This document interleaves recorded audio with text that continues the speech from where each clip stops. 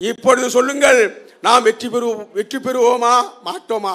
நிச்சயமாக வருகின்ற சட்டமன்ற தேர்தலில் அல்லது பாராளுமன்ற, அதுக்கு முன்னாடியே பாராளுமன்ற தேர்தலில் மிகப்பெரிய வெற்றியை நாம் ஈட்டுவோம்.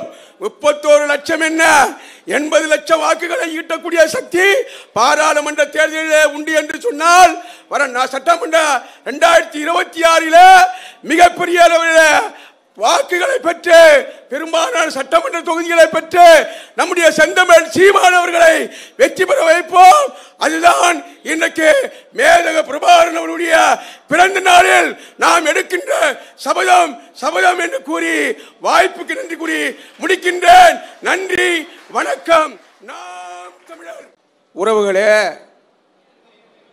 உலகத்தில் உள்ள 13 கோடி மக்கள் அனைவரும் இன்றைக்கு நம்முடைய தலைவர், புரட்சி தலைவர் மேதகு பிரபாகரன் அவர்களை உச்சி மோந்து கொண்டாடக்கூடிய ஒரு நாள் இந்த நன்னாள், நவம்பர் 26. அது என்ன நவம்பர் என்று சொன்னால் புரட்சி தான். ஏன் என்று சொன்னால், இந்த புரட்சி நவம்பர் மாதத்தில் தான் நிறைய புரட்சி தலைவர்கள் தோன்றியிருக்கின்றார்கள். அதில் நீங்கள் மிக முக்கியமாக பார்க்க வேண்டும் என்று சொன்னால், நவம்பர் 1 தான் தமிழ்நாட்டுக்கு பெயர் வந்தது.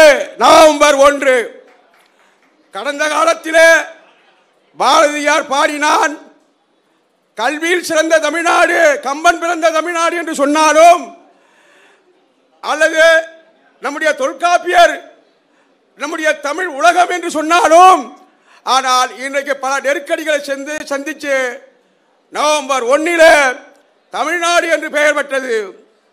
அதிலே மிகப்பெரிய அடுத்ததை நீங்க பார்த்தீங்கன்னாக்கா, உலகத்திலேயே ஒரு சமூக அமைப்பையே சுரண்டல் அமைப்பையே மாற்றி போட்ட ஒரு நாள் தான் நவம்பர் 7.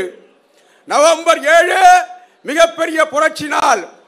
ஒடுக்கப்பட்ட மக்கள், உழைக்கின்ற மக்கள் தன்னுடைய சமத்துவத்துக்காக லெனின் தலைமையிலே சோவியத் ரஷ்யாவிலே மிகப்பெரிய புரட்சி நடத்தி வெற்றி பெற்ற நாள் தான் நவம்பர் 7.